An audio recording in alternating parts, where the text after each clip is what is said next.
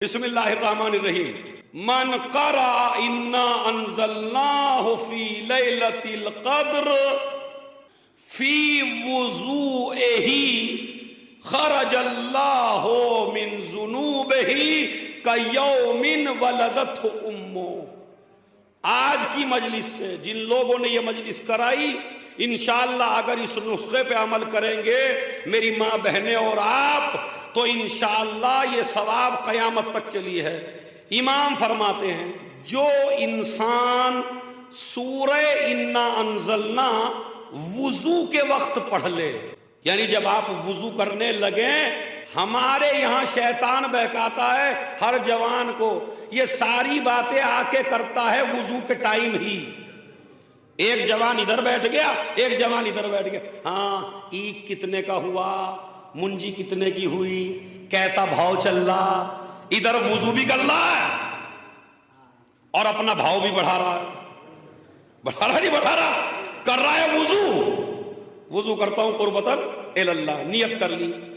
وہ برابر میں بیٹھے تھے حسین میری، تو مولانا ٹھیک ٹھاک ہو، وہ کیا کیا چل رہا ہے بھائی، سب ٹھیک ہے، اور بخار اب یہ آپ کو شیطان نے بہکا لیا، خدا کی قسم آپ کو شیطان نے بہکا لیا۔ اسلام کیا کہتا ہے؟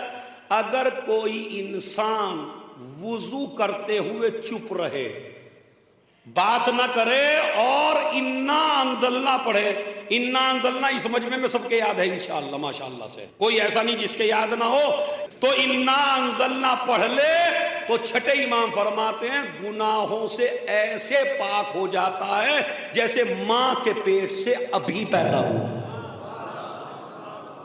کب؟ زور سے بولیے۔ تو یہ نسخہ میں نے ہلکا بتایا، مطلب کوئی اتنا بھاری تو نہیں جس پہ آپ عمل نہ کر سکیں۔ آج سے شروع کریں گے نہیں کریں گے؟ عزیزو، ایک تسبیح اور ہے جسے موبائل میں سیو کر سکتے ہیں، نوٹ کر سکتے ہیں۔ ایک چھٹے امام کا زمانہ ہے اور ایک بڑھیا ضعیفہ، یہ بیچاری اپنے گھر سے چلی تو اس کے ٹھوکر لگی تو اس نے یا علی نہیں کہا، ورنہ ہمارے یہاں کیا ہوتا ہے، بچے کو ادھر ٹھوکر لگی ادھر منہ سے نکلتا ہے یا، اس نے کہا یا زہرا ادرکنی، شہزادی میری مدد کرو۔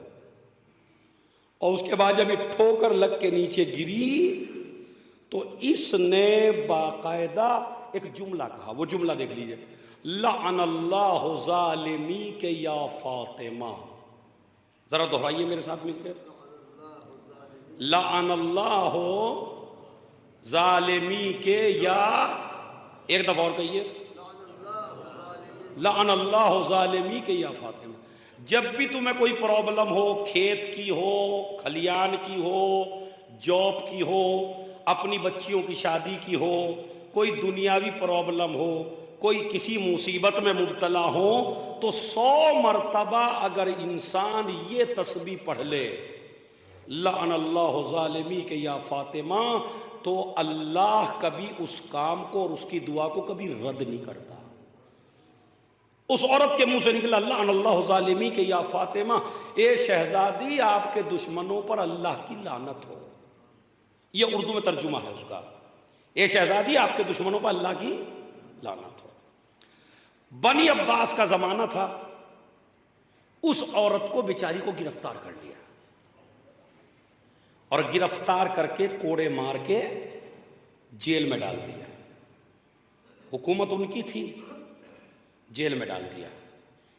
ایک راوی، ایک شخص یہ منظر دیکھ رہا تھا، وہ چھٹے امام کے پاس گیا، چھٹے امام کوئی تربوز کی شکل کی کوئی چیز کھا رہے تھے، امام نے کہا آؤ بھائی آؤ ہمارے ساتھ بیٹھ کے کھانا کھاؤ۔ اس نے کہا نہیں مولا میں نہیں کھا رہا۔ مولا نے پھر دعوت دی، کہا نہیں آئیے کھائیے، کہا نہیں مولا میں نہیں کھاؤں گا۔ کیا کیوں؟ کہا مولا جو منظر میں دیکھ کے آیا ہوں اس سے میرا دل ٹوٹ گیا ہے۔ کہا تو کیا دیکھ کے آیا؟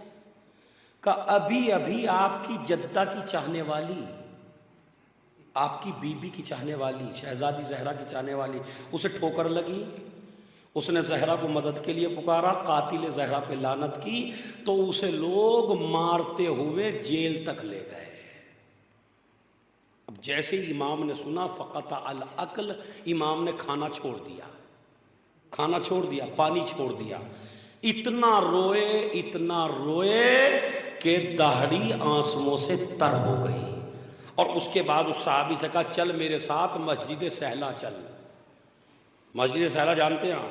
امام زمانہ کی مسجد، مسجد سہلا چل۔ مسجد سہلا چل کے دعا کریں گے اللہ سے سجدے میں۔ چھٹے امام نے دعا پڑھنی شروع کی، ایک آدمی کو دربار میں بھیجا، بتانا ہمیں منظر کیا ہے۔ چھٹے امام رو رو کے دعا کر رہے ہیں۔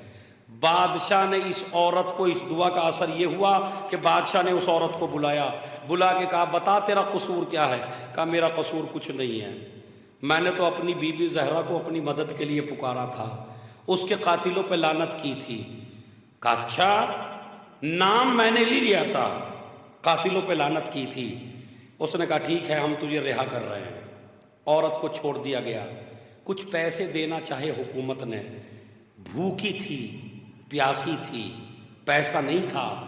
کہنے لگی نہیں، زہرا کے دشمنوں کی مجھے مدد نہیں چاہیے، اپنے گھر چلی گئی۔ چھٹے امام کو بتایا کسی نے، مولا اس کو آزاد کر دیا گیا، مولا اس کو رہا کر دیا گیا۔